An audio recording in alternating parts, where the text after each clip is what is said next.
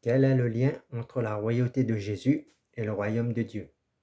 Comprendre le lien entre la royauté de Jésus et le royaume des cieux est crucial pour la nature du royaume des cieux. Jésus est représenté comme le roi messianique qui inaugure le royaume de Dieu par sa vie, par son attitude, par son caractère, par son mode de vie, par ses enseignements et ses miracles. Marc 1, verset 15.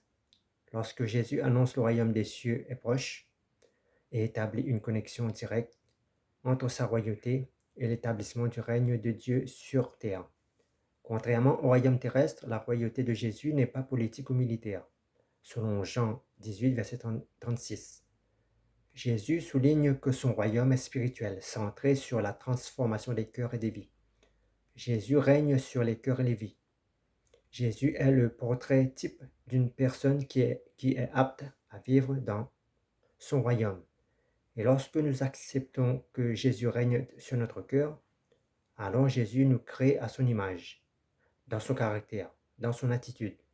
Et lorsque nous devenons enfants de Dieu, alors Christ en nous, c'est le certificat, le passeport qui nous permet d'accéder à son royaume. C'est-à-dire, quel que soit l'endroit où nous nous trouvons sur la terre, nous manifestons le mode de vie de Jésus, le mode de vie émanant du royaume des cieux.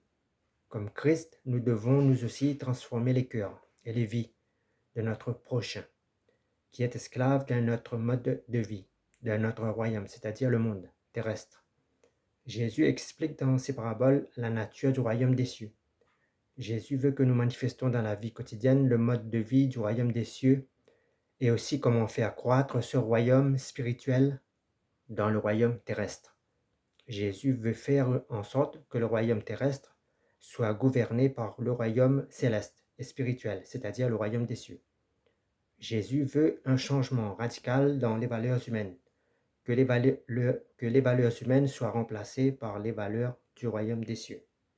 La royauté de Jésus est caractérisée par le service où les plus grands sont ceux qui servent les autres, selon Marc 10, versets 43 à 45. Cela renverse les notions traditionnelles de pouvoir et d'autorité. La démocratie du royaume de Jésus, c'est être au service des plus faibles,